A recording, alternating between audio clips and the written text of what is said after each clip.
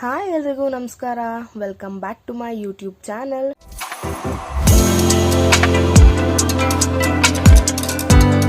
ನಾನಿವತ್ತು ನನ್ನ ಚಾನಲ್ನಲ್ಲಿ ಪನ್ನೀರ್ ಮಸಾಲ ಮಾಡೋದು ಹೇಗೆ ಅಂತ ತೋರಿಸ್ತಾ ಇದ್ದೀನಿ.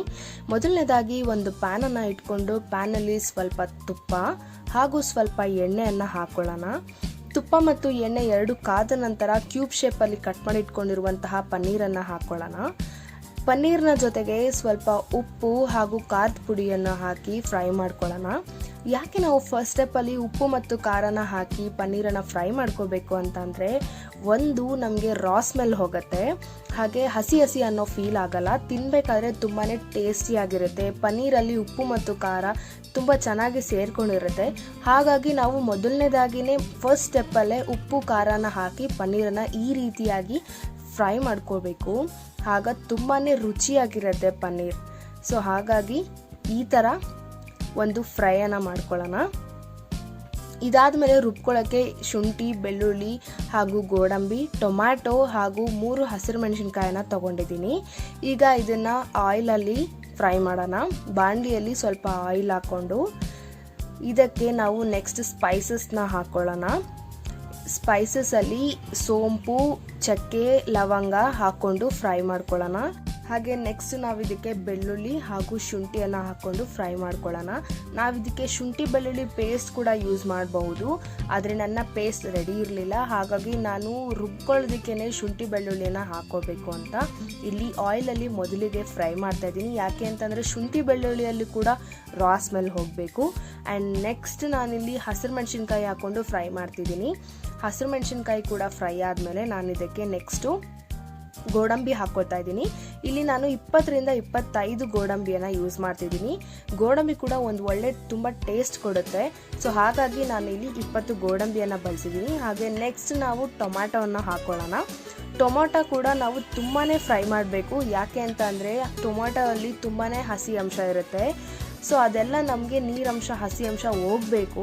ಅಲ್ಲಿ ಗಂಟ ನಾವು ಚೆನ್ನಾಗಿ ಟೊಮ್ಯಾಟೊ ಕೂಡ ಫ್ರೈ ಮಾಡ್ಕೊಳ್ಳೋಣ. ನೋಡಿ ಈ ರೀತಿ ಫ್ರೈ ಆದಮೇಲೆ ಒಂದು ಸ್ವಲ್ಪ ಹೊತ್ತು ಅದನ್ನು ಕೂಲ್ ಮಾಡೋಣ. ಕೂಲ್ ಮಾಡಿ ನೆಕ್ಸ್ಟ್ ಸ್ಟೆಪ್ಪಲ್ಲಿ ನಾವು ಇದನ್ನು ಮಿಕ್ಸರಲ್ಲಿ ರುಬ್ಕೋಬೇಕಾಗುತ್ತೆ.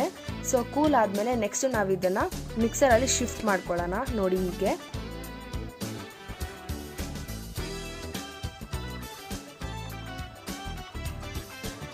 ನೋಡಿ. ಈಗ ಇದಕ್ಕೆ ಸ್ವಲ್ಪ ನೀರನ್ನು ಹಾಕ್ಕೊಂಡಿದ್ದೀನಿ. ನೀರು ಹಾಕ್ಕೊಂಡು ಈಗ ರುಬ್ಕೊಳ್ಳೋಣ. ಜಾಸ್ತಿ ನೀರನ್ನು ಹಾಕೋಬೇಡಿ. ಈಗ ನಾನು ಅದೇ ಬಾಣಲಿಯಲ್ಲೇ ನಾನು ಫ್ರೈ ಮಾಡ್ಕೊತಾ ಇದ್ದೀನಿ. ಅದಕ್ಕೆ ಸ್ವಲ್ಪ ಎಣ್ಣೆ ಹಾಕಿದ ನಂತರ ಒಂದು ಪಲಾವ್ ಎಲೆ ಹಾಗೂ ಜೀರಿಗೆಯನ್ನು ಹಾಕ್ಕೊಂಡಿದ್ದೀನಿ. ಎರಡನ್ನು ಫ್ರೈ ಮಾಡಿಕೊಂಡು ನೆಕ್ಸ್ಟು ನಾನು ಸಣ್ಣದಾಗಿ ಕಟ್ ಮಾಡಿಟ್ಕೊಂಡಿರುವಂತಹ ಈರುಳ್ಳಿಯನ್ನು ಹಾಕ್ಕೊತಾ ಇದ್ದೀನಿ. ಈರುಳ್ಳಿ ಕೂಡ ಗೋಲ್ಡನ್ ಬ್ರೌನ್ ಆಗಿ ಟರ್ನ್ ಆಗುವಷ್ಟು ನಾವು ಈರುಳ್ಳಿಯನ್ನು ಫ್ರೈ ಮಾಡ್ಕೋಬೇಕು. ತುಂಬಾ ಚೆನ್ನಾಗಿ ಫ್ರೈ ಮಾಡ್ಕೋಬೇಕು. ಯಾಕೆಂದರೆ ತಿನ್ನಬೇಕಾದ್ರೆ ಹಸಿ ಹಸಿ ಅಂತ ಅನ್ನಿಸ್ಬಾರ್ದು. ಅಲ್ಲಿ ಗಂಟ ನಾವು ಈರುಳ್ಳಿಯನ್ನು ಗೋಲ್ಡನ್ ಬ್ರೌನ್ ಕಲರಿಗೆ ಚೆನ್ನಾಗಿ ಫ್ರೈ ಮಾಡ್ಕೊಳ್ಳೋಣ. ನೋಡಿ ಈ ರೀತಿ.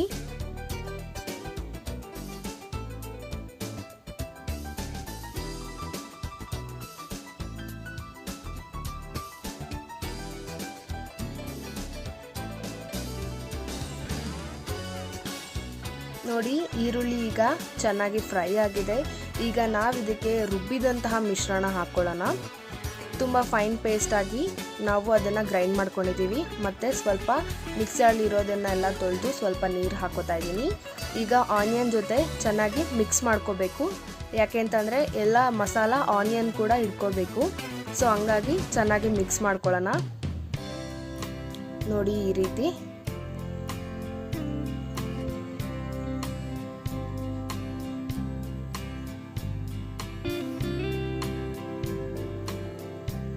ಈಗ ನಾವು ಮಸಾಲ ಹಾಕ್ಕೊಳ್ಳೋಣ. ನಾನಿಲ್ಲಿ ಖಾರದ ಪುಡಿ, ಧನಿಯಾ ಪುಡಿ ಹಾಗೂ ಗರಂ ಮಸಾಲ ಹಾಕ್ಕೋತಾ ಇದ್ದೀನಿ. 1 ಸ್ಪೂನ್ ಖಾರದ ಪುಡಿ ಹಾಗೂ 1/4 ಸ್ಪೂನಷ್ಟು ಧನಿಯಾ ಪುಡಿ ಹಾಗೂ 1 ಸ್ಪೂನ್ನಷ್ಟು ಗರಂ ಮಸಾಲ ಹಾಕ್ಕೊಂಡಿದ್ದೀನಿ. ಹಾಕ್ಕೊಂಡು ಚೆನ್ನಾಗಿ ಮಿಕ್ಸ್ ಮಾಡ್ಕೋಬೇಕು. ಯಾಕೆ ಅಂತಂದರೆ ಮಸಾಲ ನಮಗೆ ಗಂಟು ಆಗಬಾರ್ದು. ಕ್ಲೀನಾಗಿ ನಮ್ಮ ಪೇಸ್ಟ್ ಮಸಾಲ ಏನಿದೆ ಅದರ ಜೊತೆ ಮಿಕ್ಸ್ ಆಗಬೇಕು. ಹಾಗೆ ಸ್ವಲ್ಪ ನೀರು ಹಾಕ್ಕೊಂಡು ಮಿಕ್ಸ್ ಮಾಡ್ಕೊಳ್ಳೋಣ. ನೀರು ಸ್ವಲ್ಪ ಜಾಸ್ತಿನೇ ಹಾಕೋಬೇಕಾಗುತ್ತೆ. ಯಾಕೆ ಅಂತಂದರೆ ನೆಕ್ಸ್ಟ್ ಸ್ಟೆಪ್ಪಲ್ಲಿ ನಾವು ಸ್ವಲ್ಪ ಜಾಸ್ತಿನೇ ಬೇಯಿಸ್ಕೋಬೇಕಾಗತ್ತೆ. ಆಗ ನಮಗೆ ಗ್ರೇವಿ ಸ್ವಲ್ಪ ಗಟ್ಟಿಯಾಗಿಬಿಡುತ್ತೆ. ಹಾಗಾಗಿ ಸ್ವಲ್ಪ ನೀರು ಜಾಸ್ತಿನೇ ಆಗಿರಲಿ. ಈಗ ಸ್ವಲ್ಪ ಉಪ್ಪನ್ನು ಹಾಕ್ಕೊಳ್ಳೋಣ. ಸ್ವಲ್ಪ ಉಪ್ಪು ನೋಡ್ಕೊಂಡು ಹಾಕೋಬೇಕಾಗುತ್ತೆ, ಯಾಕೆ ಅಂತಂದರೆ ನಾವು ಪನ್ನೀರ್ಗೂ ಕೂಡ ಉಪ್ಪು ಹಾಕಿರ್ತೀವಿ. ಸೊ ನೋಡಿಕೊಂಡು ಟೇಸ್ಟಿಗೆ ತಕ್ಕಷ್ಟು ಉಪ್ಪನ್ನು ಹಾಕ್ಕೊಳ್ಳಿ. ಈಗ ನೀವು ಚೆನ್ನಾಗಿ ಮಿಕ್ಸ್ ಮಾಡ್ಕೋಬೇಕಾಗುತ್ತೆ. ನೆಕ್ಸ್ಟು ನಾನು ಲಿಡ್ಡನ್ನು ಕ್ಲೋಸ್ ಮಾಡ್ಕೋತಾ ಇದ್ದೀನಿ. ಚೆನ್ನಾಗಿ ನಮಗೆ ಈ ರೀತಿ ಬಾಯ್ಲ್ ಆಗಬೇಕು ಗ್ರೇವಿ. ಆಗಾಗ ಸ್ವಲ್ಪ ಚೆನ್ನಾಗಿ ಮಿಕ್ಸ್ ಮಾಡಿಕೊಂಡು ನೋಡ್ಕೋಬೇಕು, ಇಲ್ಲಾಂತಂದರೆ ತಳ ಕಚ್ಚೋ ಚಾನ್ಸಸ್ ಇರುತ್ತೆ. ನೋಡಿ, ಈ ರೀತಿ ಚೆನ್ನಾಗಿ ಕುಕ್ ಆಗಬೇಕು ಗ್ರೇವಿ, ಒಂದು ಒಳ್ಳೆ ಟೆಕ್ಸ್ಚರಲ್ಲಿ ಫಾರ್ಮ್ ಆಗಬೇಕು. ನೆಕ್ಸ್ಟ್ ನಾನು ಇದಕ್ಕೆ ಸ್ವಲ್ಪ ಕರ್ಡ್ ಯೂಸ್ ಮಾಡ್ತಾ ಇದ್ದೀನಿ. ಸೊ ಕರ್ಡು ನಮಗೆ ಸ್ವಲ್ಪ ಬೀಟ್ ಮಾಡ್ಕೊಂಡು ಹಾಕೊಂಡ್ರೆ ಚೆನ್ನಾಗಿರುತ್ತೆ, ಯಾಕೆ ಅಂತಂದರೆ ಆಲ್ರೆಡಿ ಅದು ಕರ್ಡು ಒಡೆದಾಗಿರುತ್ತೆ. ಅದನ್ನು ಸ್ವಲ್ಪ ಬೇರೆ ಒಂದು ಕಂಟೈನರಲ್ಲಿ ಹಾಕ್ಕೊಂಡು ಚೆನ್ನಾಗಿ ಮಿಕ್ಸ್ ಮಾಡಿಕೊಂಡ್ರೆ ಒಂದು ಕ್ರೀಮಿ ಟೆಕ್ಸ್ಚರಲ್ಲಿ ಬರುತ್ತೆ. ಆ ಒಂದು ಕರ್ಡನ್ನು ಹಾಕ್ಕೊಂಡ್ರೆ ತುಂಬ ಚೆನ್ನಾಗಿರುತ್ತೆ. ನೋಡಿ, ಈಗ ಮತ್ತೊಮ್ಮೆ ನಾನು ಲಿಡ್ಡನ್ನು ಕ್ಲೋಸ್ ಮಾಡ್ಕೊತಾ ಇದ್ದೀನಿ.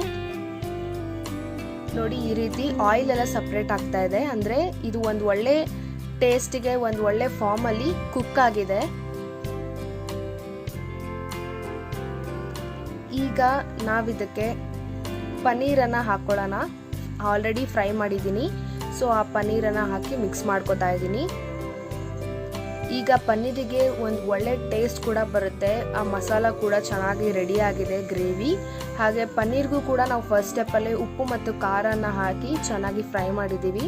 ಸೊ ಈಗ ಇದೆರಡು ಮಿಕ್ಸ್ ಆಗಿ ಒಂದು ಒಳ್ಳೆ ಟೇಸ್ಟ್ ಕೊಡುತ್ತೆ. ನಾನು ಮತ್ತೊಮ್ಮೆ ಬೇಯಿಸ್ಕೊಂಡಿದ್ದೀನಿ ಕಂಟೈನರ್ನ ಕ್ಲೋಸ್ ಮಾಡಿಕೊಂಡು. ನೋಡಿ, ಈಗ ಕಾಣಿಸ್ತಿರ್ಬೋದು ನಿಮಗೆ, ಅಲ್ಲಿ ಎಣ್ಣೆ ಕೂಡ ಸಪ್ರೇಟ್ ಆಗ್ತಿದೆ, ಒಂದು ಒಳ್ಳೆ ಟೇಸ್ಟಿಗೆ ಕೂಡ ಬಂದಿದೆ. ನೋಡಿ, ನೀವು ಕೂಡ ಪನ್ನೀರ್ ಮಸಾಲಾನ ಇಷ್ಟೇ ಈಸಿಯಾಗಿ ನಿಮ್ಮ ಮನೆಯಲ್ಲಿ ಕೂಡ ಟ್ರೈ ಮಾಡ್ಬೋದು. ಸೊ ಟೇಸ್ಟ್ ಅಂತೂ ತುಂಬಾ ಅದ್ಭುತವಾಗಿ ಬಂದಿದೆ. ನೀವು ಕೂಡ ನಿಮ್ಮ ಮನೆಯಲ್ಲಿ ಟ್ರೈ ಮಾಡಿ ಅಂತಲೇ ಹೇಳ್ತೀನಿ. ನೋಡಿ, ಈ ಒಂದು ಟೆಕ್ಸ್ಚರಲ್ಲಿ ಪನ್ನೀರ್ ಗ್ರೇವಿ ರೆಡಿಯಾಗಿದೆ. ನಾನು ಫ್ಲೇಮನ್ನು ಆಫ್ ಮಾಡ್ಕೊತಾ ಇದ್ದೀನಿ. ಆಫ್ ಮಾಡಿಕೊಂಡು ಸರ್ವಿಂಗ್ ಬೌಲ್ಗೆ ಶಿಫ್ಟ್ ಮಾಡ್ಕೊತಾ ಇದ್ದೀನಿ.